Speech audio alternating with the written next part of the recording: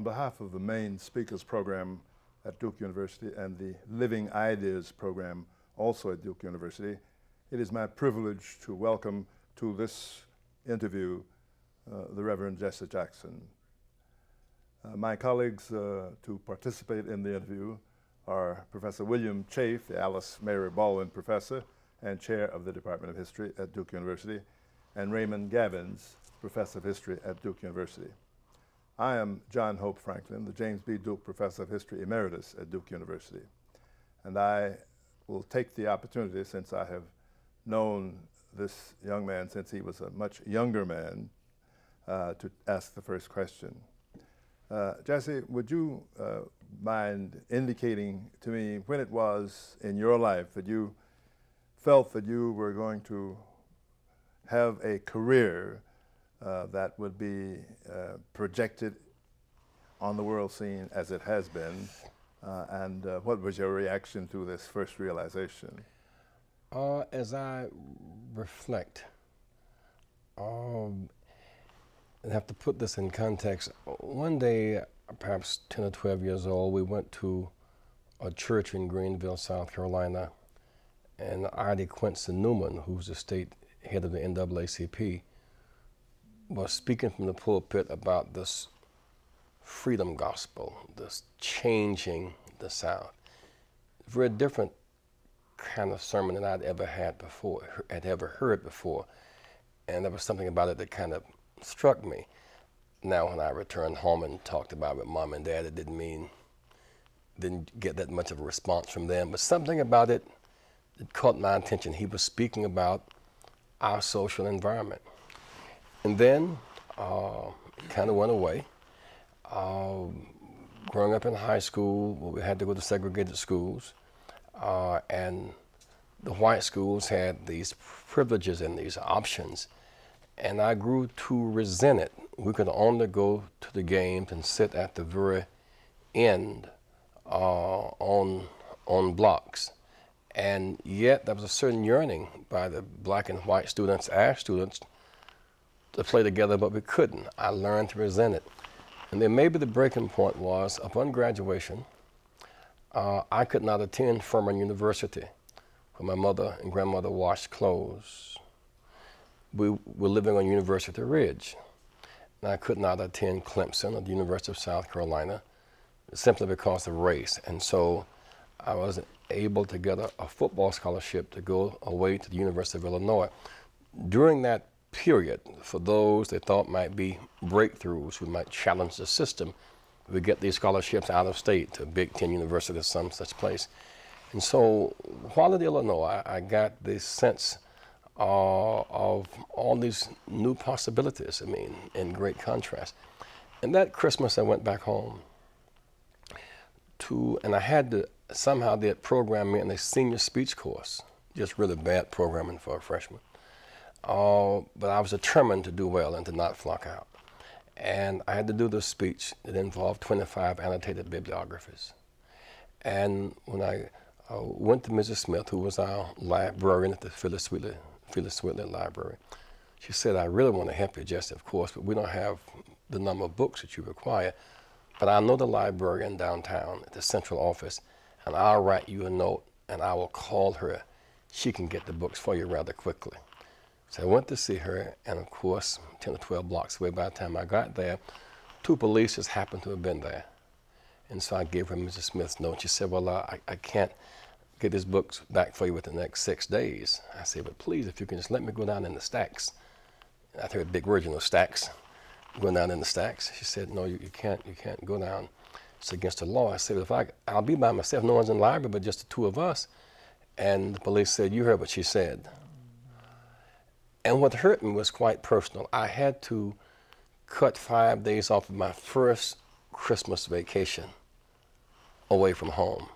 And I walked outside and looked in front of the library. It said Greenville Public Library. And I said, "And this is public, and my father's a veteran, and I'm going to use this library this summer." I mean, I, at that time, did not know Dr. King. I was not connected with any of that. There was a certain, I'd had these, 2 experiences, University of Illinois and the segregated Greenville, was a certain resolution. It came out of maybe the Ida Quincy speech I'd heard many years ago, and growing up with this kind of black-white athletic competition, then going away, and something hit me that day in a certain kind of way. And I did not realize until much later on that while I made that determination and actually went to jail that summer to help break the system up, even as I was contemplating that, students were at Fisk at the very same time on the orientation from Jim Lawson, preparing to sit in Nashville. And while they were preparing to do it, students at Greensboro, February 1st, 1960, did it.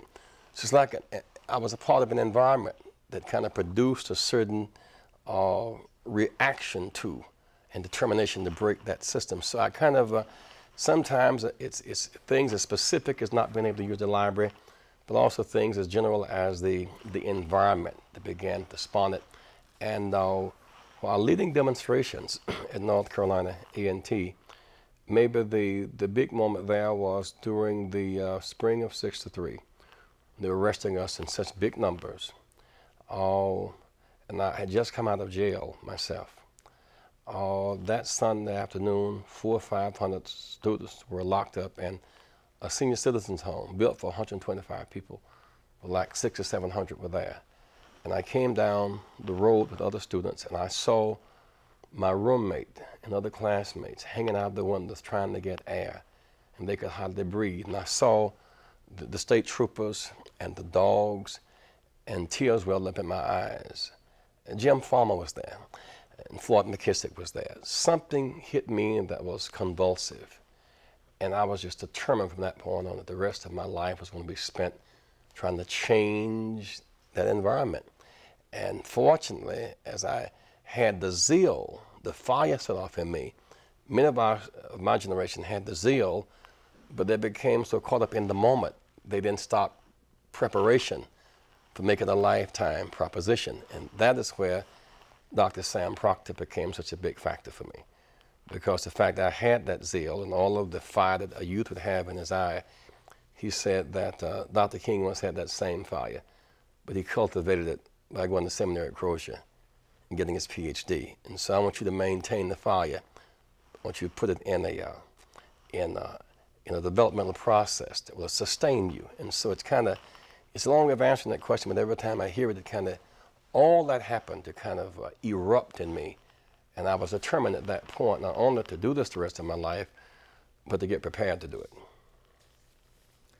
Now at one point, you made a decision to go to A&T State University in Greensboro, North Carolina, and not to complete your work at the University of Illinois, right? Actually, what happened was, at first, we had this option to go to A&T. That was a big deal for us. My mother always wanted her son to go to North Carolina A&T. But then this opportunity to go to University of Illinois came along. And so going to the Big Ten was like a big deal. But while there for that year, the sterile environment, the hostile environment, the many ways in which black males were being cut down on that campus began to constrict my growth. Oh yes, we could play football, but there were no black coaches, no blacks in the athletic department, no athletic director. That was difficult to play quarterback. There were these limitations. No black deans or tenured professors. And while I did not understand all of that terminology at that time, it was clear that we were in an environment that we were there to be entertained. To entertain, and not really to be educated. The environment, of course, we would not run for student body president. Of course, we were there to play our role. And then incidents happened. I remember coming back that Christmas and was going to the library and students coming out to the campus and they were saying nigger, which if I had been in the South Carolina environment, I wouldn't have liked it, but I would have understood it. But I was up in Illinois. One of the coaches said when I arrived on campus, glad you're here, some other good colored boys here, and you will like them, referring to other blacks on the football team. Then another time that spring, all of the black athletes got a note in our mailbox saying that you're here to play ball, not to socialize with white girls. If you don't get the message, your ass will be grass and we'll be the lawnmower. And we didn't know what to do. We took those notes to the athletic director, who of course told us it was something we shouldn't discuss publicly. It would just make the bad matters worse, and it would be taken care of. Of course, he was trying to preserve the name of the institution. But it was that constant battering. And within the classrooms, the hostility that we met, I felt myself shrinking, atrophying, drawing up, withdrawing. And so at some point, I decided I was going to go back to A&T. And something happened. When I arrived on that campus, there was a certain welcome factor. I was at home. I mean, there were PhDs in physics and chemistry who were black, and Dr. Proctor, PhD, the president, and there were black coaches and quarterbacks and mathematicians and engineers. There was a sense that I could function in that pool. And so that was the basis of the transition. And there, I would think, I began to develop fully, because I became president of the student body. I could play football, could engage direct access professors. It became an environment that was about development. And I'm rather convinced that leadership tends to be bred in majority experiences. And I was fortunate to have the option of an A&T in which I could develop.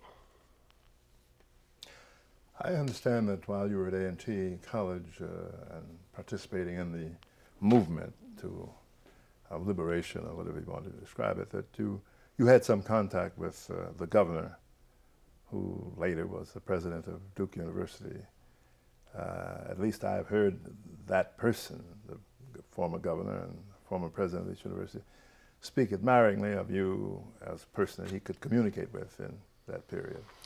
Well, you know, once we were demonstrating in such great numbers at A&T and Bennett, and of course there was that same dynamic taking place at North Carolina Central, essentially led by the McKissicks, really, and at Johnson C. Smith and Dr. Hawkins. The state was embroiled in this reaction to legal segregation, whereas Alabama had its George Wallace as a governor, and you had your Forbes in Arkansas. In North Carolina, Terry Sanford was more civil. It was as if he were not only a governor, but a sociologist who understood these times. He had to try to ride the times, but he knew he could not stop them. And so he related to us as in a very civil and civilized way. I, for example, was a part of the North Carolina State Student Legislature, and where all the student body leadership from all the campuses, black and white, would come to Raleigh for our annual state meeting. And the big debate was that we who were African American, we could not stay in the Carolina Hotel downtown. We'd either bunk up with classmates or friends at Shaw or North Carolina Central, or sleep in the back of cars. We could not stay in the downtown hotel. That was the climate in which we operated. And I remember on another occasion, Dr. Dowdy came to Raleigh to make his state annual budget. Dr. Dowdy had succeeded Proctor. At that time, temporarily, because Dr. Proctor still was in Nigeria at that time. He was acting president. And as he made his presentation to get our annual budget, at that time he had 100 North Carolina legislators, all of whom were white, and all of whom were male, and 96 of whom had come from UNC at Chapel Hill. And when he made his presentation, one of them stood up and said, "I object. And until you can get those children on that campus back in the classroom, you don't deserve to get in the budget." And berated Dr. Dowd as he stood there. There he stood with 100 lions. He had no ability to defend himself, only his honor and his dignity. He closed the book and left the state seal and walked straight out of the legislature. And by the time he got to the steps, Terry Sanford, who had heard it over the speaker, met him and apologized on behalf of the state. we thought that was a mighty noble thing that Terry Sanford did. And others felt ashamed of what had happened, the embarrassment factor. So we were able to get the budget. I mean, that was an expression of who Terry Sanford became to us, in great contrast to a George Wallace, who no doubt would have applauded the state legislature for having embarrassed Dr. Dowdy. And so one of the ideas he came up with was we should have an intercollegiate council on human rights, where black and white students could function together. I became the head of that. And because students from Duke and UNC and NC State, all of us, you know, we came together. And he related to us as a generation that had to take this thing to the next level. And of course, the next year, he asked Attorney Fry and Major, to be a part of a delegation of Democrats that would go to Las Vegas with state young Democrats. The first time there'd ever been blacks in the delegation. And that was because Terry Sanford recommended that the two of us be a part of that delegation. So he was doing things consistent with the rhythm of the times. So I got to meet him at that time, and right now, cherish really a picture he autographed for me during that time. Mm-hmm. You worked, after you graduated, didn't you work in a council that Governor Sanford had set up in the state, an education kind of commission to? It was an education commission. They had to drive from Greensboro to Durham, back and forth. That's about the time they were setting up these schools for the gifted, the mathematics schools and stuff like that. I only worked on it for a short period because I was making preparation to go away to graduate school. At that time, I was going to attend seminary here at Duke. I had been accepted. But I was so involved in the politics of change. The fear was I may flunk out, or might not do well, and that would be a source of great embarrassment, because those of us who were on the kind of front side were confronted with, we were not intelligent enough, we were not qualified to attend seminary or law school at one of these schools. So I knew that my very being here would be a kind of political test situation. So A. Knighton Stanley, who was a Yale graduate, who was at that time the youth minister on the campus, introduced me to Dean Moore from the Chicago Theological Seminary at the University of Chicago, and gave me the option to go there. So I chose to go to Chicago because it would free me up of some of the pressure I was under, having become so widely known so quickly here in a very political sense. Furthermore, I felt if I were in seminary, whenever incidents would break out in the state, I would feel almost duty bound to go and speak, and that just did not lend itself to studying. So I was able to go to the University of Chicago at that time, at CTS, and there, speaking of running from pressure, I ended up under Dr. Franklin, which was out the frying pan into the fire.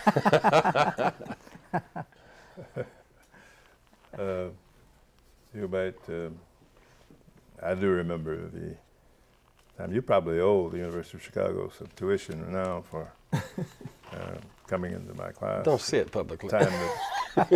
Well, they're in their second centennial campaign, they might need some assistance now, but you used to come to my class and after not having paid tuition, you see, and benefited from the you could audit. They didn't call it cheating; they would call it auditing. Auditing, right? Other classes. I was an auditor. By that time, though, did you think the trajectory had taken a certain course that would lead to the present? I remember so well the first time that you were on the cover of Ebony magazine. You may not even remember this, but we often went to school the same way, and on that morning you caught up with me to show me this, and it was a very exciting thing. Ebony, of course, was not what it is now, but it was something. It was what it was. It was what it was, and you were on the cover. Do you remember that? I do. You know, the first year I was fortunate because I was able to study the entire first year without a lot of public recognition or interference. That summer, Jack and I had our second child that spring, and Terry Sanford sent me a letter of request to Mayor Daley to get a summer job, which became another interesting chapter with the Daley forces. But since I had been in the Young Democrats organization here in North Carolina, it was logical to try to get such a job. I was going to a church, however, where John Johnson's mother was kind of matron of that church. And she said, I want you to go and see my son about getting a job. You really need a job. So I said, I'm trying to get a job. I met with the mayor. She said, but go and see my son anyhow. And so I went to see Mayor Daley. And it was many others there who couldn't see him. He was so exalted, you know, felt envious immediately. Of course, I could get to see Mayor Daley. And he arranged me to get a job that summer as a toll collector. And I was excited about that. Came home and told my wife, Jackie, about it. But I also kept the appointment to go to see John Johnson. John Johnson said, what do you want to do? I said, well, I'll do anything. I'll load trucks this summer. It's perfectly all right with me. I need the job for the summer. It would be a privilege to be around Eben and Chet. He said, no, I want you to sell magazines. That with your personality and college education, you should be on the street meeting people, selling and learning the city in that way. So his mother, I remember her saying, John, the boy got the wife and them 2 babies. He can't be choosy. Just give him a job doing something. But I should never forget that Daley looked at me and saw a toll collector. And John Johnson looked at me and saw someone who could sell and communicate with the public. Someone saw a white male and a black male look upon the young black male. One saw a toll collector and one saw a communicator with people. And that has impacted me deeply about how the culture views young black males. And of course, I really got to know Chicago and meet many of its people in an unusual way because I had the route working corner to corner and store to stores throughout the city, meeting all kinds of business people and ministers and in church groups and stuff like that. So it was that became a kind of takeoff point. But when summer was over, I retreated back into school because I was determined to graduate. And then that March 7th, which of course, this is March 9th, March 7th, 1965 was Bloody Sunday in Selma, Alabama. And when I saw the clubs and the horses kicking and the bleeding and heard the screaming, I felt the sense of guilt that somehow I had the privilege to retreat and study. And there was this action going on. I mean, I felt this terrible pull in ways I had not felt it before because I was determined to finish seminary, to get a church, to be a social activist or an minister. So I was clear I was in the right place. And even the tough decision about seminary over and against law school, I was wanting to go to law school because people like Floyd McKissick and the attorneys who had gotten us out of jail, you know, they were lawyers, and people like Thurgood Marshall were the big heroes for us, and Lawyer Sampson and the like in South Carolina. And Dr. Proctor said, but for your kind of interest, seminary, theology is much broader even than law. I cannot imagine that seminary would be broader in its interest. I mean, from history to philosophy to poetry, to the great books. I could not imagine, because I'd seen church and preachers in fairly narrow terms up until that time. And so when I got to seminary and after the first semester, I realized that what Dr. Proctor had said to me had validity for what I was really interested in. So I was into my rhythm at that point. And then when Selma broke out that Sunday, I spoke the next morning and I stood up on the tables in the cafeteria and said if we did not go, that we were violating the very cross of which we said we stood for and all of that. So a third of the seminary drove to Selma with me. Dr. Shoma who was the seminary president, was already there. I mean, so we were kind of activist oriented, and so I finished that that semester, but did not finish after that time. I could not resist anymore, and I think what really happened to me was I met Dr. King there in a working sense, and he wanted me to join the organization, and it was kind of hard to say no to him, but I put up my little resistance and said, Doc, I'm trying to finish seminary, and he said, you can get as much theology from me in these next 6 months as you can get in seminary. Well, I said, but you got your PhD, you got your stuff. So Jackie said, you probably should take advantage of this moment to work with Dr. King.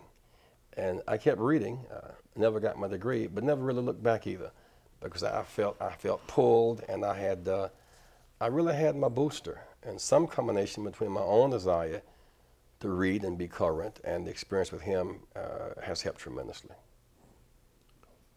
How would you recall your growth from the time you met Dr. King in the movement in SCLC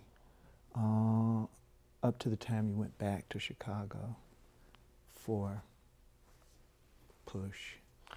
Well, actually what happened was that often when it's projected in the media, it was as if Dr. King kind of found me and was another one of these students that he put in some position. The fact is, I became very acquainted as a youth with NAACP through either Quincy Newman and Mr. A.J. Wittenberg, who was just an auto mechanic in town who just went door to door selling NAA membership cards and getting on people's nerves talking about this dignity thing, this stand up and flat back, you don't have to take it. He became almost a community irritant. I should never forget Mr. Wittenberg finally got a job at the airport as a sky cap. Now some blacks would say that they should fill up their luggage with the rocks to make him have a heavier load. It was such a cruel thing, but because he would talk with people about dignity, black people reacted to him because he was challenging them to break out of their comfort zone. And so I had this experience. And then I came back July 17th, 1960, Reverend James Hall challenged us to go to jail. We did, trying to use a library again that summer. This is before I met Dr. King. Matter of fact, 2 years before that, Jackie Robinson had tried to get off of the airplane to use the public toilet at the airport and could not. And the NAACP led a demonstration, and my mother would not let me attend it because she thought the minister should have been somewhere preaching the gospel rather than leading demonstration. But I had been kind of bit by that bug at that time because many of my friends went on that demonstration. Well, at A&T, I'd worked with Floyd McKissick. I worked with Jim Farmer. When I left there, I'd gone to the University of Chicago. And of course, I'd been under Sam Proctor and then under Dr. Franklin. So by the time I met Dr. King, I was a full-grown person with a wife and 2 children in graduate school with some base. I wanted to meet him to help. I was not, kind of plucked out the water like a fisherman caught somebody and pulled them in. It was I had an appreciation of who he was, and in the context of what our struggle was, and he recognized in some sense my preparation level, and that's why he pushed me, it seemed, rather quickly. So now I had met him on the day he was on his way to get the Nobel Peace Prize. I was invited to speak to the Omegas in Atlanta, Georgia, and the fair honoring Dr. Paul Clifford in Atlanta, and just happened to meet him in the airport that day. And the next day I spoke at Sales Chapel at Morehouse. I was a great Benny Mays fan at that time. So it's like a lot of things kind of came together. And I remember very well that when I saw him and gave him Dr. Proctor's regards, and of course they had been classmates. Again, for some of us, we were blessed to kind of have some of that environmental stuff kind of history and poetry kind of coming together, So at Selma, I met him again physically. And after working there with him and Dr. Abernathy for a few days, that very next year, after Selma, the movement came to Chicago. That's really why I couldn't get away in terms of trying to hang out one more year, because He came to Chicago in '66. Yes. And that would have been my 3rd year in seminary. And since we had met, I began to organize the ministers at that time to form Operation Breadbasket, which using consumer power to leverage those stores to open up to give black businesses access. So it kind of happened in that way. Meeting him, to be sure, took my work to another level. But I had been, in some sense, captured by this dignity virus much early on. It's very interesting. This is not altogether a digression.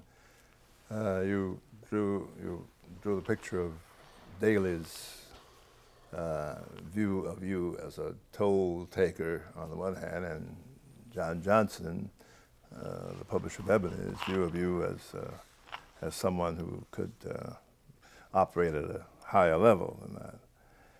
But one of the things that interested me is, once more, I don't know whether you remember this, but some of these things I remember so well, is that when you got into Operation Breadbasket and were setting up these programs that involved large numbers of businessmen, politicians, and so forth, breakfasts and whatnot. Every Saturday morning. Every Saturday morning, and I don't mean just the meeting at Push. I mean before that. Breadbasket. The Breadbasket meetings. And I remember once what did you have, an annual? Expo. Expo, yes, an annual expo. And you called me, invited me to it, and I went.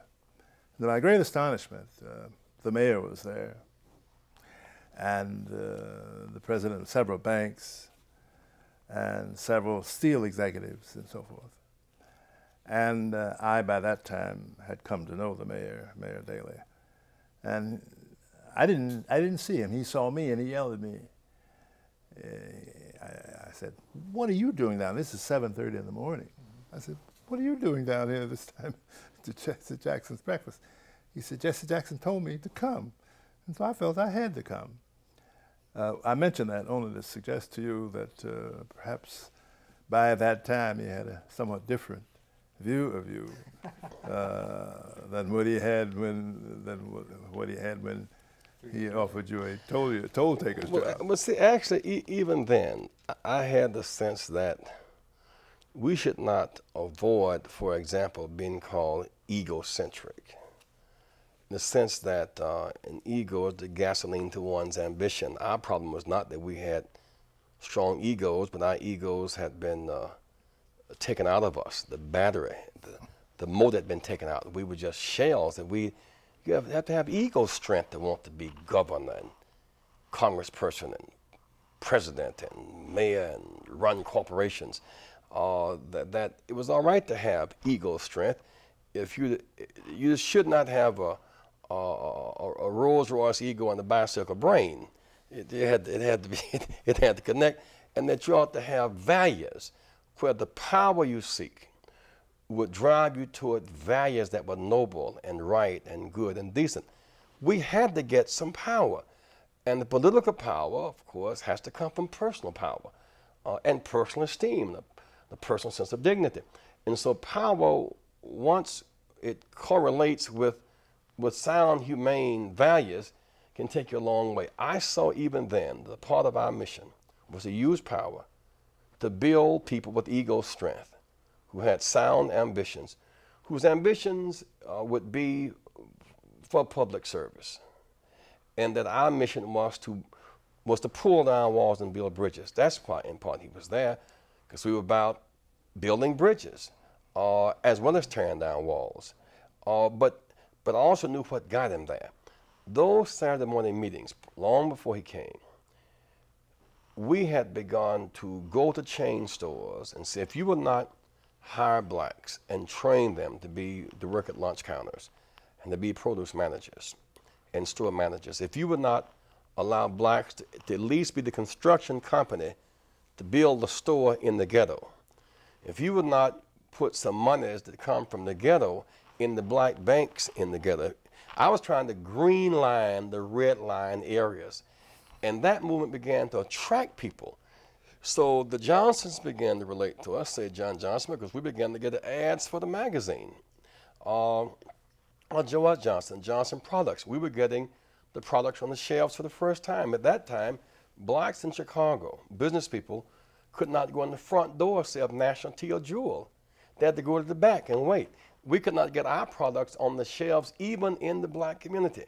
And so as we were serving people, people were responding. And as you know, the numbers kept getting bigger and bigger. And once you start moving people, politicians show up. They show up and they get interested. But it was that progression led ultimately to Harold Washington's victory. I mean, organizing people bottom up.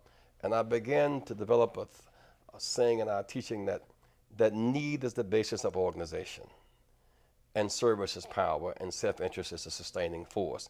So we organized people because they needed to be organized, and we served them. And once we served them, they kept coming back because we kept feeding their enlightened self-interest.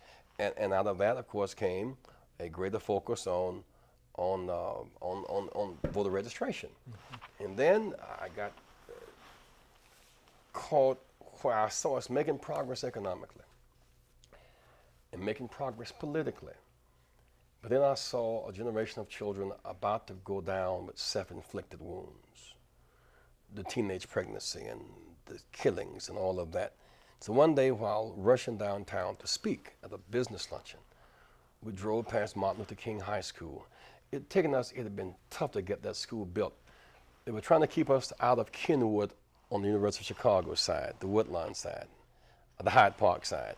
So they built that school over on the black side of the track, so to speak. And then to get it named after Dr. King was a big deal because they thought at that time to have something named after Dr. King, even the King holiday was seen as a threat. I mean, King meant riot and all of that fear.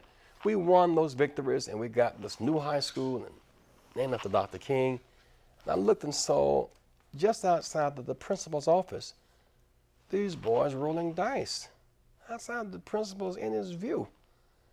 And the girl sitting over on the steps, pregnant and smoking. I asked the driver, I said, please stop the car. I mean, for all of this work, this is not going to work. We went around the corner, we came back, and I just watched them. It became clear to me that if you open these doors of opportunity, unless there is an ethical foundation, unless you can avoid spiritual surrender, open doors would mean almost nothing. What does it matter if the doors of opportunity are wide open if you're too drunk to stagger through the door? I mean, what does it really matter if you have a new book or an old book if you open neither? If your classmate is black or white or brown, if you're antisocial toward everybody, that somehow, even though we have these external objectives, economic empowerment and political empowerment and equity and parity, the core of this thing must be an ethical foundation and a strong spirit and will to in fact make a difference. So these concepts kind of grew out of different circumstances and situations. Or maybe if I read about them, they became validated, became real as I began to try to grow up, so to speak, in that urban situation. Could I take you back before this time to let's say the last 2 years of Dr. King's life, both in Chicago and then back in the South? And I want to sort of lead up, if I can, to Memphis.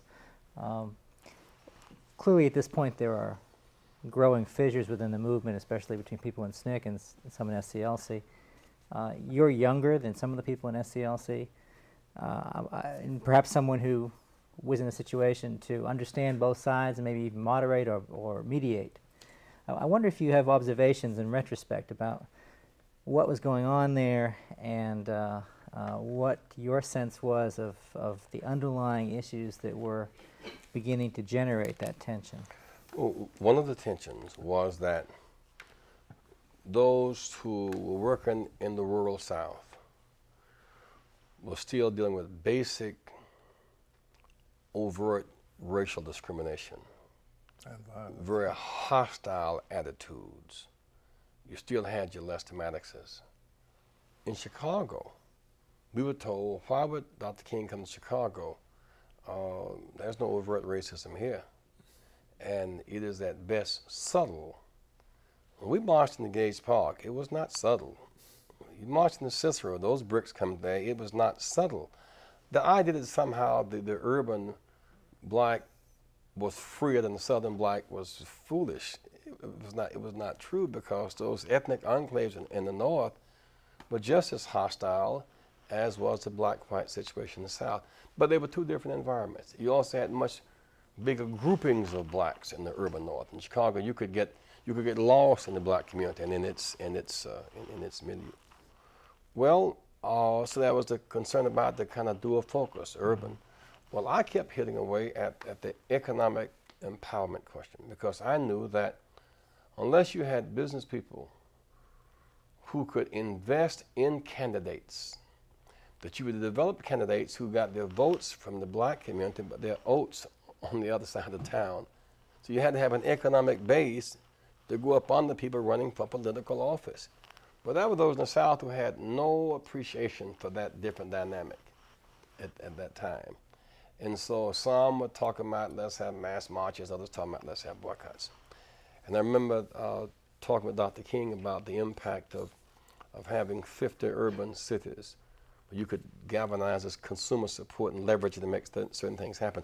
But even his orientation was, yeah, that's all right, but just having some successful black businesses and some more people working will not change the massive structures of structured dislocation. There must be a mass movement for everybody to have a job, on income, or a health care plan. So while he was focusing a lot on the poor people's campaign, pulling together Native Americans and whites and blacks and labor and all of that, I just did not quite see how that movement could transform us in ways that the business development, which is more concrete, could help us. Now, I grew to appreciate the distinction. His point was, and actually really come together, you know, that unless you had a massive changing of social priorities, that just making things better for some few would not be enough. But that became a point of real tension between the kind of urban vision of concrete empowerment. At that time, it was all about community control. The kind of community control syndrome opening us, changing the very structure. And this became a very big distinction between community control, community by community, opening against still changing the very base where the boats are stuck at the bottom. That became a point of tension in our struggle. Now, I remember the week before he was killed, that he called that Friday and said, I want you to come to Atlanta for a meeting on Saturday morning. I said, Doc, I don't think I can make it because we have a big meeting Saturday morning. I mean, I had fallen in love with those meetings. I mean, there was something good and dynamic taking place. They said it's important. So I said, well, I'll be at the meeting. And so Bevel and I went down, James Bevel and I went down to the meeting. And I remember he walked in the room and said, I had migraine headaches for 3 days. I can't hardly sleep. We need to have this mass movement for jobs and justice. And members of my own board are attacking it. They're afraid of violence and reaction. The White House has shifted from a war on poverty to a war in Vietnam. We've been called traitors and treacherous for trying to keep focusing on the war on poverty. And members of my own staff seem not to understand. If you will, some of the staff members literally fell asleep as he was talking. I remember Andy Young saying, Dr. King, don't worry, we've had these difficult moments before. We can make it through this. And Dr. King said, Andy, don't say peace, peace, where there is no peace. Let me finish. And so we sat back. He said, at one time, I thought about turning back. That I've done an awful lot in these 13 years since Montgomery, in the very somber mood, that maybe I could maybe go to Morehouse now to become my school president. Dr. Major talked about that many times. Spend more time writing and teaching, which I enjoy doing. But as I thought about that, people like Du Bois and Sojourner Truth and others, Frederick Douglass, they wouldn't understand. History will not let me turn back. He said, I thought about fasting and praying maybe to the point of death. And even though Stokely and Rapp and McKissick may have one point of view, and Roy Wilkins and Whitney Young and John Lewis may have another point of view, at least we're still friends. And at the point of death, they might come to my bedside. At least we could agree to agree or disagree because of our friendship and my being at the verge of death. And then as if something snapped in him, he said, you know, but I thought about this thing. We can't turn back. And we've hit this point before. We got to turn a minus into a plus. We got to turn a stumbling block into a stepping stone. We've got to go on to Memphis. We got to go back to the streets. He just kind of, like he preached himself out of a depression. I took copious notes that morning as I watched him go through those three moods. And what I thought about, in retrospect, was it was like when Jesus was talking to his disciples about the state of their struggle and the movement, and some of them slept. They could not be with him awake 1 hour. And then the next phase was he fasted and prayed, and then said, let this cup pass from me, as if in turning back. And then he said, not my will, but thine be done. Dr. King went through those same three mood swings the Saturday before we went to Memphis on that Wednesday and Thursday. And so there was this tension about the fear of violence and how to grapple with a government that has essentially betrayed its own covenant with the people. And we were caught up in the maelstrom of all of that stuff. And that meeting took place in Atlanta, not Memphis. I'd heard about that meeting, but that was Atlanta. No, this meeting took place in his church. Uh-huh. And there was a staff meeting? It was a staff meeting on a Sunday morning. See, what also happened was very much like that was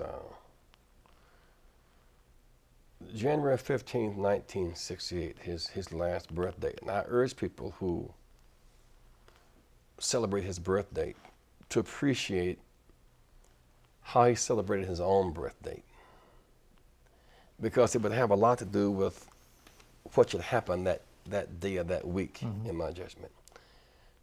That morning, maybe the 6 of us were there, black, white, brown, red, male, female. He had breakfast with his family, 8 o'clock-ish that morning. Around 10 o'clock, he came down to the church with his street clothes on. And that morning, the focus was on how to organize these various ethnic groups, this multicultural, if you will, rainbow coalition that had never worked together before, from Native American reservations and from barrios and ghettos and some in mule trains, some in buses, some in trucks, to come and converge on Washington together. This is how he spent his own birthday. A, with family. B, organizing a massive coalition for action for change. Around 1 o'clock, Zanona Clayton, one of his friends, came by and brought a cake with a few candles. Said, "It's your birthday, Dr. King." Everybody stopped and we lit the candles and he blew them out. And we ate the cake and we had punch. And then in the afternoon, went into a lecture and a workshop with Al Lowenstein and some others on the Vietnam War, on international affairs.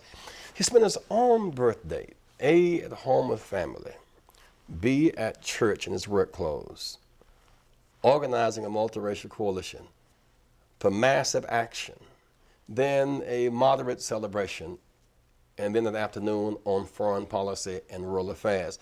So those who would dare celebrate his birthday in his spirit, it is not a day to sleep late and to like hang out, and because he lived, I don't have to work today, I don't have to study. So if that's going to be the week of the annual massive campus-wide voter registration drive, if that is the week of studying the state of race relations on campuses in terms of students and professors and deans and participation, if that's the week where we study the prevailing crisis, it may be redlining by the banks. If that's the week of action and multicultural orientation as opposed to the ethnic cleansing and polarization, it has to be about something big and massive and transforming, about social change, to be in the King spirit. It can't be where the business folks come together once a year to relieve themselves of some guilt and buy 2 or 3 tables at a breakfast and together King Award because they brought some tables and everybody do the whatever and they sing "We Shall Overcome" and lift every voice and sing. That would be a mockery of the serious work that he did on his own birthday. There was a day to work, to think, to plan, to figure, to fight. And I always feel a sense that that his legacy is being betrayed when I see these rather superficial expressions of it's the annual breakfast and the dinner, whatever, and you give away the awards and everybody come to dress up to do the whatever. It was not about that. It was not about some annual relief of guilt, buy you a trophy week. It was about work to make America better. Can I go back to the Montgomery incident? I was one of the historians who marched from St. Jude into the city. A group of us marched into Montgomery, a group of historians who came down and to be a part of that. When we got to the Capitol and the speaking began, and I think this is what Bill Chafe one of the things he was thinking about. I seem to have sensed there, perhaps I'm reading back into history, but I seem to have sensed there a kind of tension between what we might call now the establishment, that is the SCLC, and the more adult or mature group on the one hand, and the youngsters on the other, the ones who've been out in the woods, in the fields, and in those dangerous areas, in the voter registration drives and whatnot. And I've said this more than once, that I had the feeling that on that occasion, as those young people arrived, literally in their work clothes and literally still with the sort of dirt on their socks, as it were, having been in Mississippi and all places like that, that there wasn't very much recognition on that occasion accorded them. It preceded that. Of course, Nick and some SCLC staff members were in Selma already. The day the beating took place, Dr. King was in his pulpit preaching in Atlanta. He received word that the beating had taken place. Because I remember what had happened after he got the Nobel Peace Prize, as I reflect on this. He had worked real hard for Lyndon Johnson that fall in the campaign to beat Goldwater. And when it was over, we had a sense of celebration. After all, there was this fear about Goldwater and polarization. And the next month, he received the Nobel Peace Prize. And Johnson gave him a reception at the East Room of the White House. He said, "Thank you very much for the reception, and you honor the people who made the Nobel Peace Prize possible." And that's when he gave the monies that came from the prize to the various organizations. But we deserve the right to vote. And Lyndon Johnson said to him, "You know, Dr. King, I like you very much. I mean, you know I like you. But the fact is, I cannot grant the right of vote unilaterally. I have the power to turn armies around and ships and sea and planes in the air, but I cannot give you the right to vote.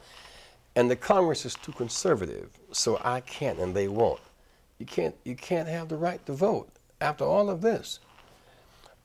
And so I shall never forget that Johnson was installed, inaugurated on January 20th, 1965.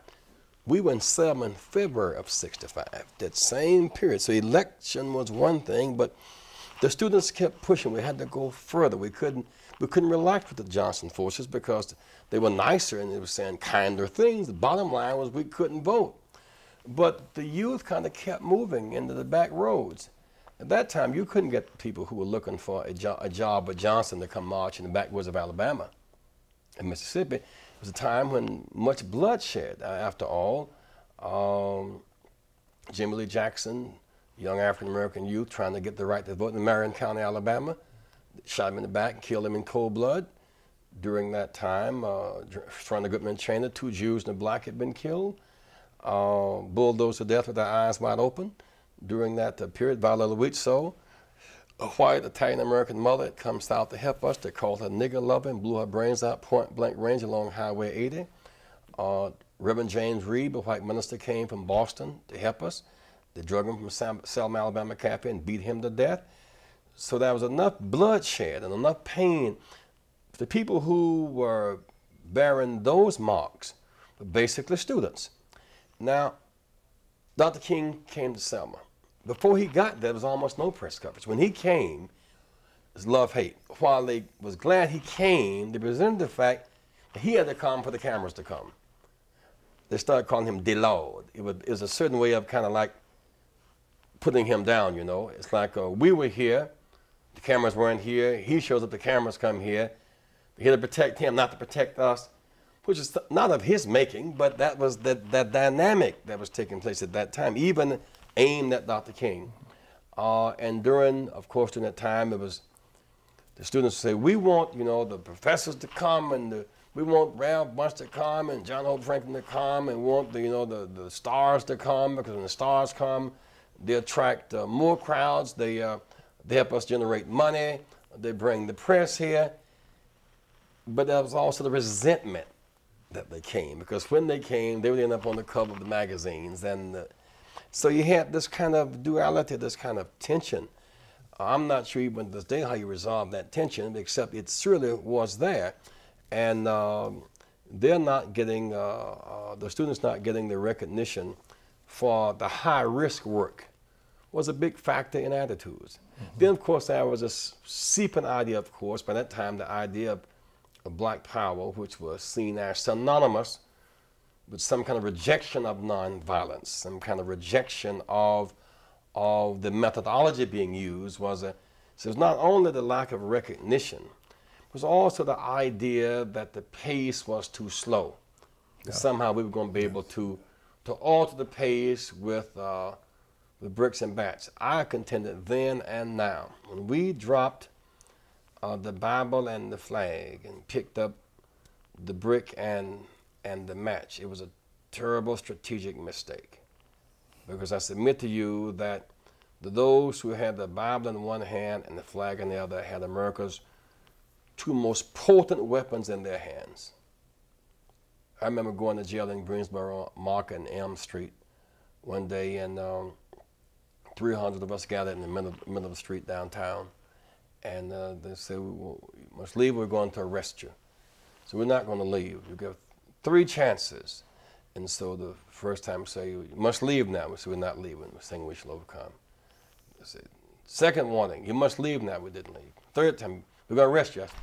Our Father which art in heaven. We start saying our prayers. And then when we pray, the troopers wouldn't touch us, you know. And then we say, amen. And we would say amen. They would reach to grab us. And then we would start singing Star Spangled Banner. And take the hats off. It was, I mean, when we would pray, they would back up. We would sing Star Spangled Banner. They'd pull their hats off. We did it for like 30 minutes because we had these 2 potent weapons, the Bible and the flag.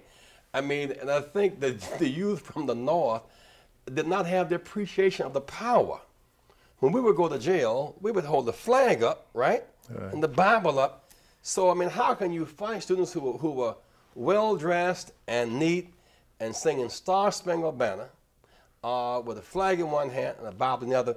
We were on the moral offensive. Right. And in some sense, those 2 weapons got dropped, and the right wing picked them up. By the way, that whole fundamentalism, that whole solid majority, that whole right wing dynamic was the picking up of the flag and the Bible. You're picking it up there. And using it for another dimension. Right. I wish you would tell us a bit more of the way in which the right wing has taken over the symbols which you and other civil rights leaders were using to combat the forces of the law back in the 1960s. a movement, flag and a movement for massive change, when it is a minority fighting a majority, must first be morally right. It may not be politically powerful, it may not be economically financed, it may not be militarily strong. Its weapon is the rightness of its cause, and that's why a right cause has to have a right method, but the method does not divert attention away from the cause itself. Violence has a way of diverting attention away from the rightness of the cause. The issue becomes who got killed in a battle rather than who was denied because they were oppressed. And so the right cause and the right method. So when Dr. King put forth this idea of a method of healing and redeeming and reconciling and bridge building was a method that corresponded to the rightness of the cause. The movement is on the moral offensive because its cause is right. Its method is consistent. And the goal is clearly stated. It has that which the majority cannot cope with because it cannot be killed. It will resurrect. It can't be jailed. It will become martyred. And so those are properties a great movement must have. If a movement is not morally right, even if it's politically popular, it will not be for long.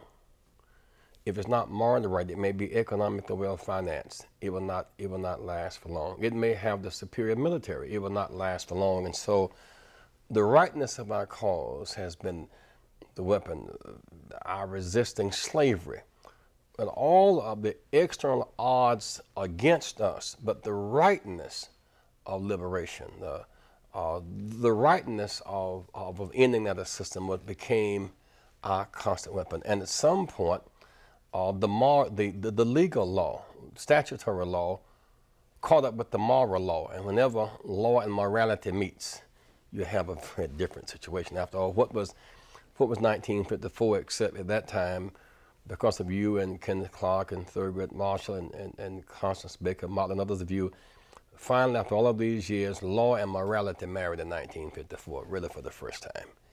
So the whole idea of equal protection under the law became a living fact in our society. And so that has been kind of our thrust about being on the moral offensive. And my great concern now, of course, is that when we lose that offensive, our movement gets bogged down. I'm interested in your having suggested the right wing has taken over the flag and the prayers. What they did was they were able to make the case that that racial justice was reverse discrimination. So reverse discrimination was immoral. That people who said they loved multicultural living didn't love fetuses. And somehow they picked them up a point or two and they wrapped the flag around it, saying that we have a love more profound than people. We love fetuses. And of course, all of us do love life in all of its many forms. And besides, we're the most patriotic. And so using the flag to declare themselves the most patriotic, and those who didn't agree with wars that were not necessarily well-founded, and then using the Bible to justify their behavior became their weapons. And that's what we saw during the 80s. And in a real sense, the Reagan-Bush forces had the capacity to ride those waves. I mean, all this talk when Bush went from a woman's right to choose to his just unqualified position against a woman having the right to choose, it was a political shift, not a moral shift. And finally, when he was backed against the wall this past year, someone said, Bush, if your daughter were pregnant and wanted to have an abortion for some circumstance, what would you do? He said, I would advise her against it. So suppose she did it anyhow. I would regret it. Then what would you do? Would you kick her out? And I would give her fatherly advice and embrace her. Of course you would.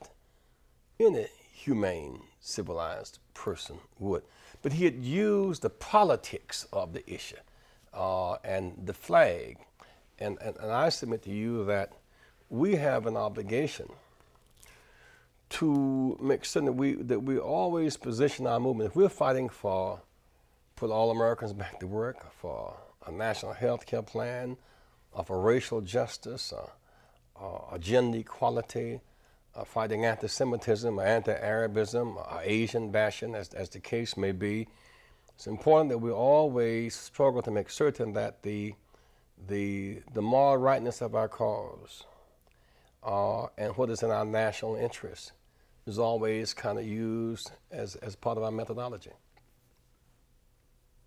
I wanted to ask you, Reverend Jackson, whether you agreed with sort of a shared view among historians that your '88 run for the presidency and moving back to '84, that whole effort can be traced back to your important role in the Washington movement in Chicago. Do you accept that interpretation of where the forces were galvanized to support such an effort on your part? And if you accept that, could you rehearse for us a little bit something about that experience of enlarging the push toward the presidency? Well, remind those historians with whom I've had no conversation, who've read about it, and now many of them have written it. I went to jail July 17th, 1960, on the matter of personal dignity and the matter of public accommodations. Mm-hmm. July 17th, 1960, I was arrested in Greenville, South Carolina, trying to use a book. July 17, 1984, 24 years to the day, mm-hmm. I was speaking on the platform in San Francisco, California. 24 years to the day. There's a lot of struggle between July 17, 1960 and July 17, 1984, 24 years to the day. And the Harold Washington event took place a year before that. So a lot of stuff led up to the Harold Washington situation. For many years, when we were in Chicago in the freedom movement, leading demonstrations in Gage Park, Harold Washington could not march with us. Harold Washington was the Democratic precinct captain. He was in the 3rd Ward. He was in the Daily Machine. He resented it.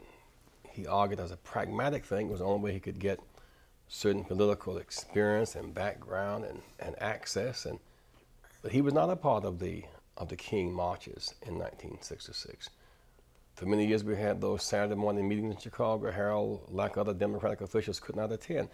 In part, I became rather prominent in Chicago because it was unusual, because I was so new and so young, but there was such a silence mm-hmm. among the other elected leadership because they could not speak publicly without Daley's permission.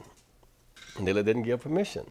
Matter of fact, the city councilman at that time was 6 African Americans. They were called the Silent Six, because no matter what happened, they could and would never speak, and except when Dr. King, except when they would be mobilized by Daley to say speak against Dr. King as being unnecessary, an outside agitator, and so that were meetings where people like Metcalf, Harold, and others were there, gathered on the South Side Church, making the case why Dr. King should leave Chicago, how he was all right in Alabama and Mississippi. He was not necessary in Chicago. Well, I was railing against that and protesting and raising hell about it. So it became the white right wing that we were fighting, the Vidoliak crowd, versus the blacks in the machine who were silent, versus those of us, quote unquote, in the freedom movement. At some point in time, and I must say that I met Harold way back during '66, he explained the pain of having to make a choice between the freedom movement and the political organization, and how it never quite set well with him. He had this tension about it. And he began around 72 to refer to himself as an independent Democrat. And then one of his very close races, we endorsed Harold from the Saturday morning Operation Push meeting, and he won by less than 200 votes. He beat a guy named Taylor, and he came back to thank us for being the difference in that campaign for him. But Harold was not that visible in speaking out because he was in that machinery, which had its own kind of clutches against people, you know. During that time, Ralph Metcalf broke away. I mean, one of his constituents was beaten to death, if I recall. One of the dentists was killed in the downtown jail.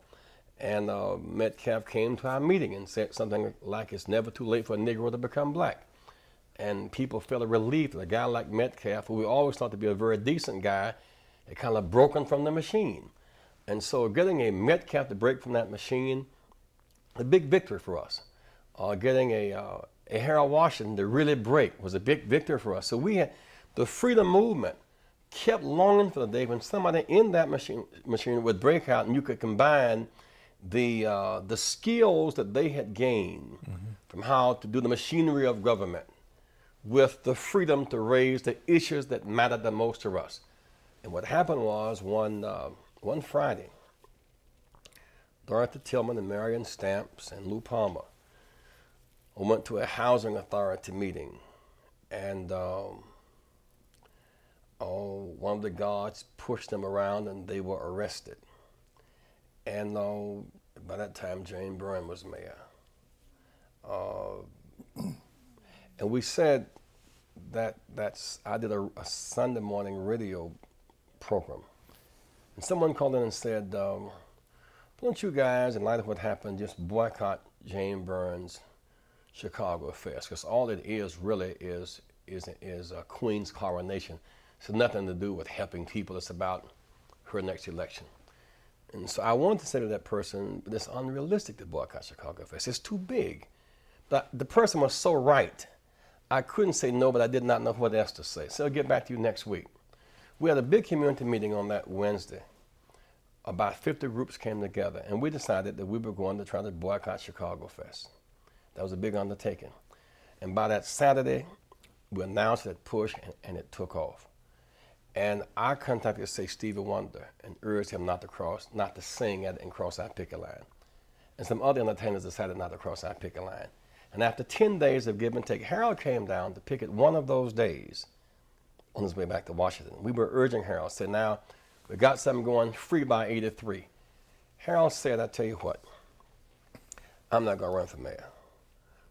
I'm filing the Congress now. I like my job. And it took me a long time to get there. We said, Harold, but we need somebody to run. So we had a little people's convention. And Harold's name came out #1. We were all rolling bars. We were pushing Harold. And Lou Palmer and a number of other people. So Harold said, I tell you what, if you guys would put on 50,000 new voters and raise $250,000 and show me you're real serious, I will consider it. Not run, I will consider it. He thought 50,000 new voters and raised $250,000 was a way of shutting us up. Ed Gardner put up the money for a massive voter registration campaign. Come alive by October 5. Like 400,000 registered. We raised like $500,000. Harold got boxed in. He could not say no anymore. I mean, the movement produced Harold. Harold did not produce that movement. He came out of that.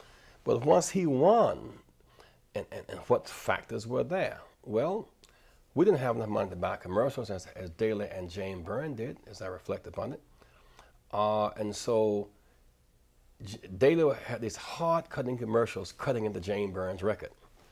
We told people, Harold cannot buy the commercial to analyze Jane Byrne's record, except Daley's analysis of her would vote for Harold. I mean, what he says is right, except he's the wrong person saying it. That became a part of our method. And so in that 3-person, no second primary race, Jane Byrne got like 32%, Daley like 30%, Harold like 34%. It was under those conditions that he slid through. The white Democrats reacted so violently, they formed a third party rather than vote for him in the primary. They chose an independent Republican they didn't even know over Harold Washington. In the election. in the general election. And so once he won, however, it was clear that much of my role from 6 to 6, and I started that with Dr. King, 1966 to 83, that 17-year period of work, which laid the groundwork for much of that, it was time to move to another phase. And it was not that I thought it through so well, but in the middle of the Harold Washington campaign, we got the notion that we could possibly win. I mean, really could win this thing, not a trial run, but really could win.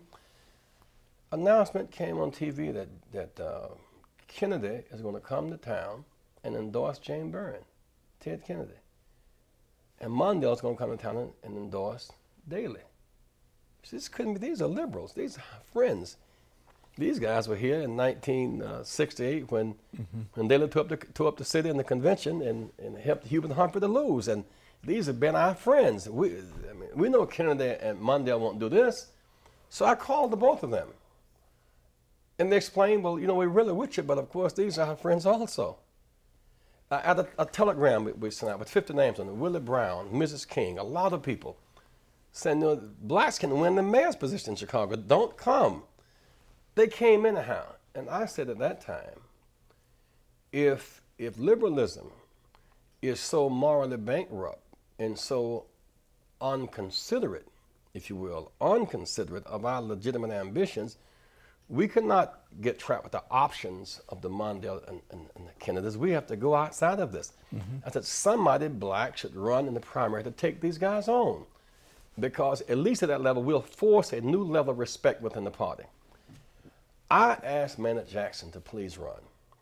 He had been mayor of Atlanta twice. He had been vice mayor. He had all the right kind of credentials. Maynard said, I just got out of politics, and I'm trying to make some money for my family. I just can't do it now. It's right, but it's not for me. I asked Andy Young to do it. Andy said, I'm running for mayor. It's right, but I can't do it. And I kept pushing the idea that somebody ought to. It was remote from my mind. I was not making preparations to go into elected politics. If I had, when Harold ran for mayor, I would have run for his congressional seat. It was not on my agenda at that time. I was very much into shaking the trees for others to kind of keep the thing shook up. And so at some point, people started saying, run, Jesse, run. At that point, if I had not run, it would have been as if I had been playing with the people, as if I had betrayed their trust. And so there was a meeting in Chicago involving Percy Sutton and a number of people who said somebody had to run, and if it's somebody who could get a certain level of media recognition, who knew the country, who could raise money, had a contact with a significant number of people around the country, that should be the person. And they determined that I should run. It kind of came out of that meeting. Now, Harold was not in those meetings, as a matter of fact. I mean, things were happening real fast then. Harold won in April, if I recall. Wilson Good won that September, that October, 83. I mean, after he won, things broke. And so we kept right on going with the voter registration drive across the South, and began to put on the 2 million new voters across the South. So a lot of stuff happened during that period, and Harold was just a piece of that. It clearly, once he had become mayor, things I had been doing since 6 to 6 were no longer necessary. We couldn't rail against City Hall anymore. We had City Hall now. There were other fields to conquer, so to speak. And so to that extent, it was connected. But most of those who've written about this period have never had one interview with me. They have no real sense of the dynamics that took place preceding, during, and afterwards. Matter of fact, Harold himself did not support our campaign in '84. He did. He endorsed it in '88 before he died, because he had just moved to kind of center stage, the national picture, the new prototype of the urban mayor, and then we kept right on moving, because somehow the movement can sometimes, like a rug, kind of snatch and kind of keep you moving. It kind of kept going. Now, what did the 20th anniversary of the march have on shaping your candidacy or your decision to run in '84? What was interesting about that was that you talk about this dichotomy between youth at the march in '65 and the established organizations. A lot of tension that day, because the basic established organizers of that march, who moved center stages leaders, did not want to support my candidacy. They wanted to support Mondale. They finally had their guy. And then we were talking about going on. They were saying things like, if a black run, you can't win. If you run, we don't know where it's going. A good man like Mondale could lose, and Glenn might beat him. And there were all these considerations about what would happen to Glenn and Mondale, but no real consideration about our empowerment. When I spoke that day, there was a lot of tension around that. But the masses were saying run. The masses were saying run, just a run. So it was strange that many of those who were on the cutting edge, August 28th of 63, August 28th of 83 themselves had settled into a position, and it was reactionary. So as a matter of fact, when people like you, Dr. Franklin, people like Carl Holman, had to literally write articles to the papers on why it was not offensive for a black to run. I had no cover because the basic established black leadership was arguing this was all right but not practical. Mm-hmm. And so we literally had to reach back to academics like yourself and Carl Holman and some ministers to take us on beyond that. Now, none of their fears were realized. The campaign was not divisive, it was expansive. We put on new voters. We brought in people who had never been in before.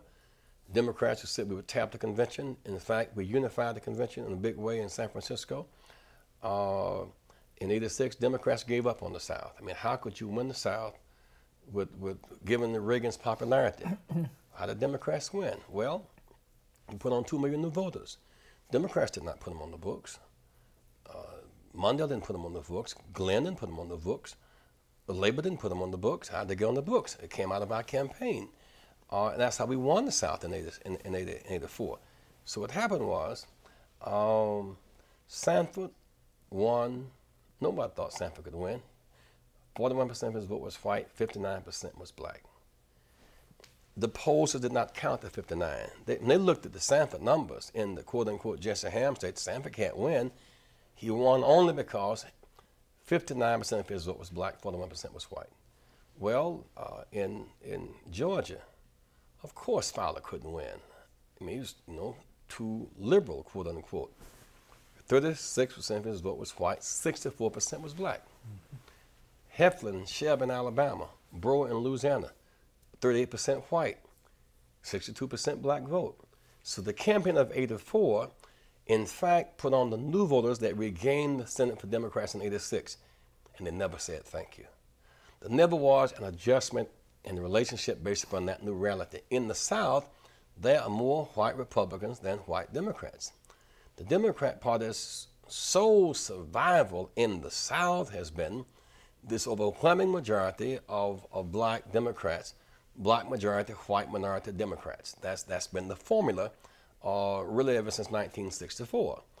And so by '88, we had proven that we could debate and not embarrass people. We could argue the red issues beyond quote unquote just civil rights. And we built upon some bridges that we were able to establish then. And of course, we went from 3.5 million votes in '84 to 7 million votes in 1988. And of course, by 1992, the themes that we had adopted became the themes of the Clinton-Gore campaign, from the bus ride to Rebuild America to Keep Hope Alive. One of the things that interested me about your speech at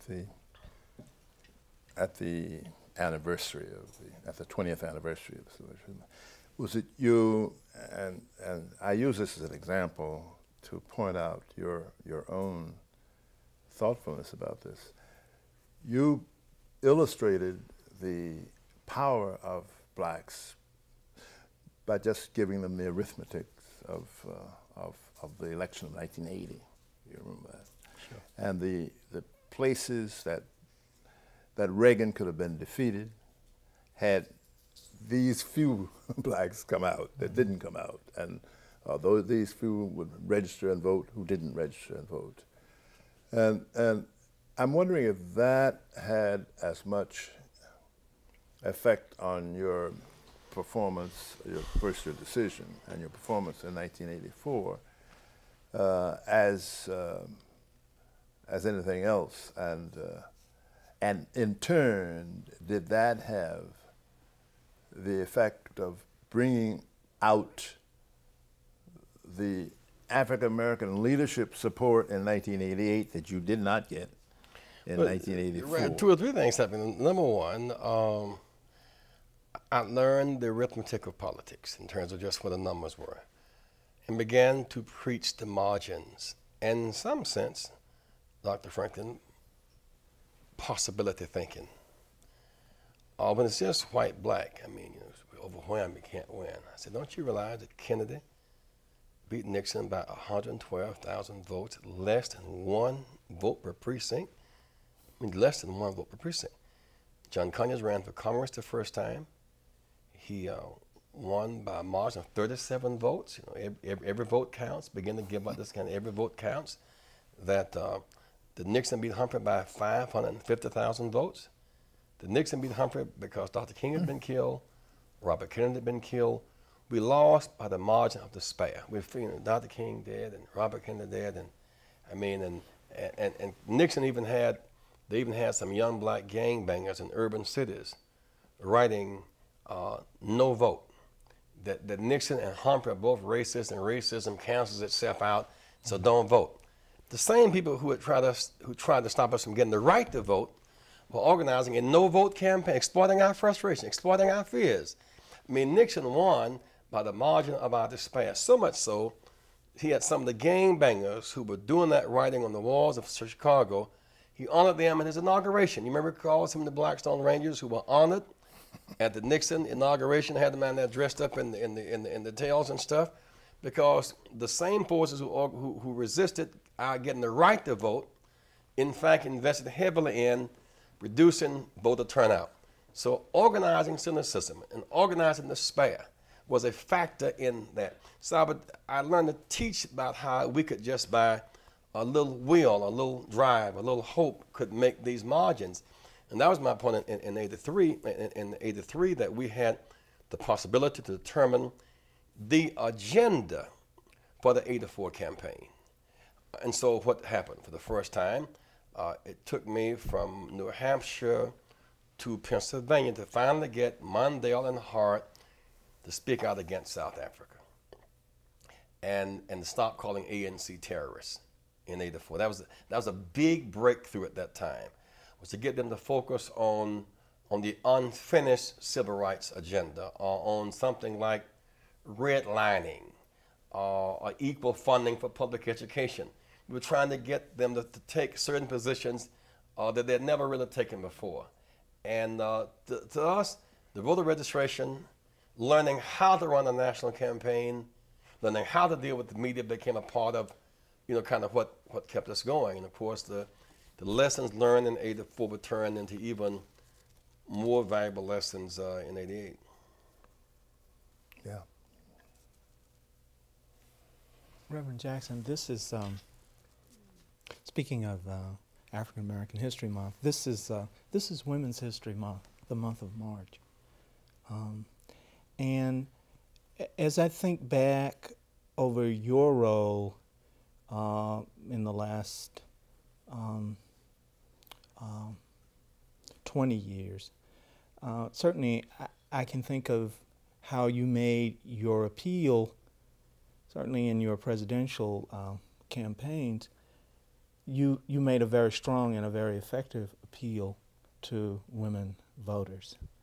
Do you see that as a major reason for the effectiveness of those campaigns? The maturity of women has been a big factor in the liberation of African American people and raising the consciousness of the nation generally.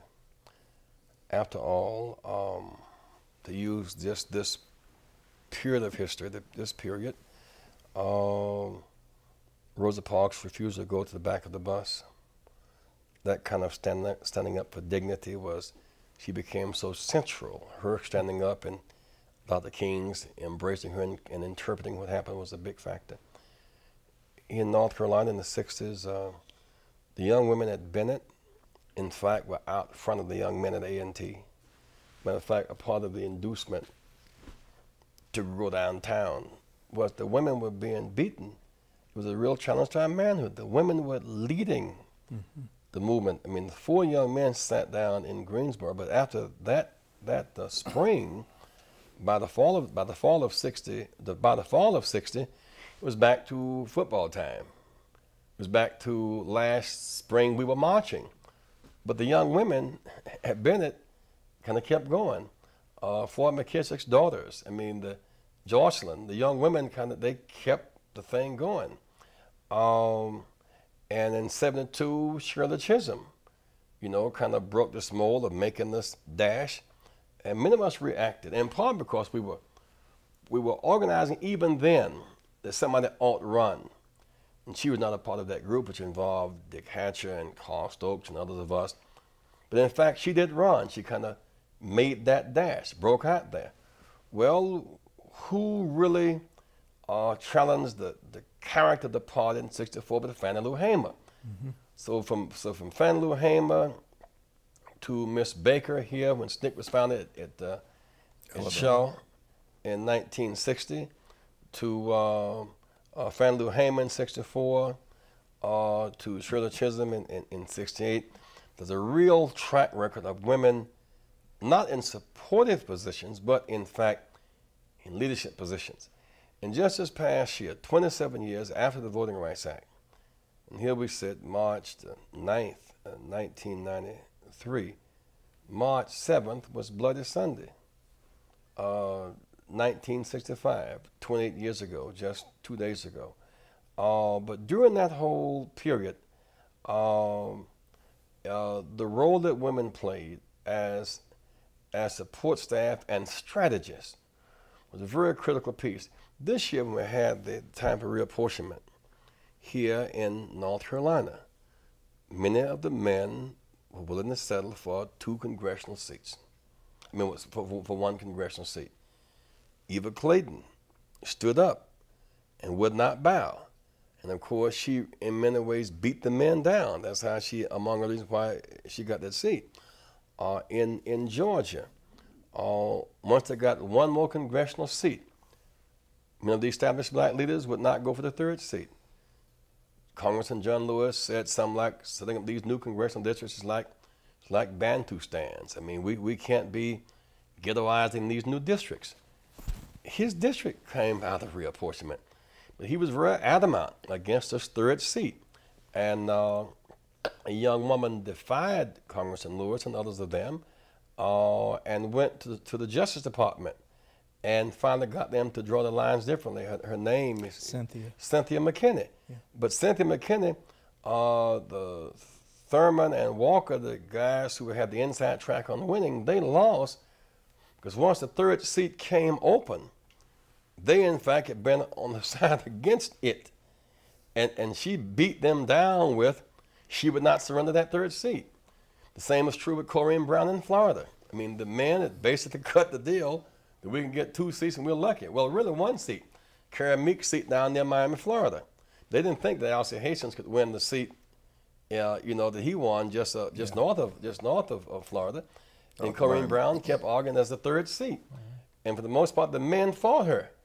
And once the suit was won, then they tried to run against her, and she beat them. So we, as recently as in this last election, at least 3 of these seats, the Eva Clayton seat and the Cynthia McKinney seat in Georgia, and the Corrine Brown seat in Florida, happened because women, in effect, took leadership positions more daring and more courageous than men. And once they won the court suits, they also won the seats. You have just a little time left, and I wish you to address the problem of the prospects of statehood for the District of Columbia. We're closer than ever before. In 2 minutes? Because this time we have a president who made a public commitment to support D.C. statehood, and a vice president who was an original co-sponsor, Al Gore.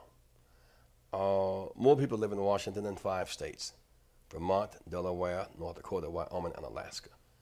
We pay more taxes than 10 states, more per capita than 49 states. somewhere I read, taxation without representation is tyranny. We have more youth in the Persian Gulf than 20 states, and yet we cannot vote. And so, I mean, 115 capitals of industrial nations, the people of that capital are enfranchised, whether it's Panama or Mexico or Paris or Egypt, but not in our own country. And so we want to break the suppressive status, and we have people enough, and we pay money enough, and we have been denied long enough, and now we know it is our time for the right to vote. And if Clinton honors his covenant, D.C., in fact, will become the 51st state. Keep hope alive. We're going to keep hope alive. John Hope alive. Thank you so very much. Thank you.